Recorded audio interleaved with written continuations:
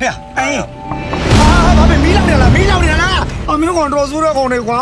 ငါရုပ်ကတော့လာပြီးရှို့နေကြဟလားဟာလိုက်မယ်လိုက်မယ်အေးကို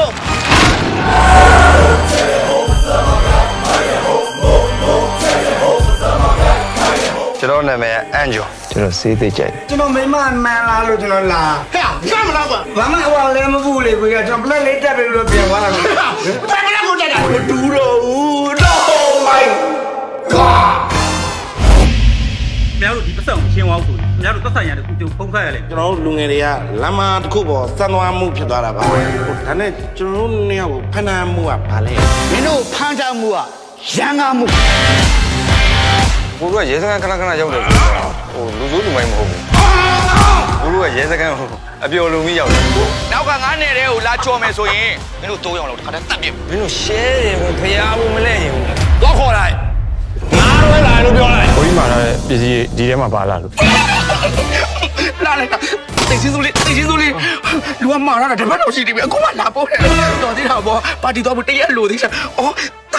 လာတော့ဟိုအိမ်မတက်လေအေးလေးကော်ဖီလေးတောင်းလာတော့ပြီဟဲ့ဒီလူပုံစံဖြစ်နေတာပတ်ဝန်းကျင်ရှောင်းလို့ရတယ်ကျွန်တော်မပြောဘူးဒီအပိုင်းနဲ့ဟိုလူမိုက်ဆိုးကြီးအချောက်ပြစ်နေဆို Happy birthday my son ဟေးဟိုဒီဘာလို့ဇောက်တိုးနေနေလဲ ဟဲ့ကပက်လက်လန်ပြီးကြည့်ပြီးတော့ငါးများကင်းပြီးကောက်ထောင်ဟာဟဲ့ အဲ့တော့တတူးစတူဒီယိုမှာချစ်ချင်းမြတ်တာနဲ့ပတ်သက်ပြီးတော့သစ္စာအရှိဆုံးဆိုတာမျိုး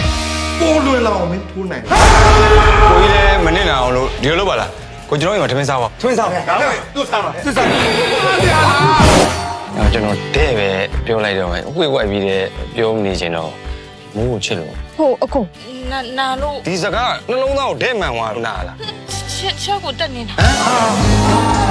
ငါစိုက်ပြိုးထားတဲ့ကြံကင်းကိုဘယ်စင်မမှလေတောက်ယူပြီးစောက်ယူလို့မရဘူးဆိုတာညီးပြင်းပြတ်ထားအဲ့ဒါငါကြံကင်း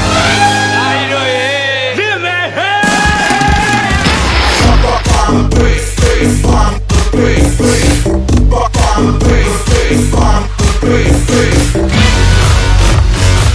ဒီနေ့ဒီရဲ့ဒီချင်းစား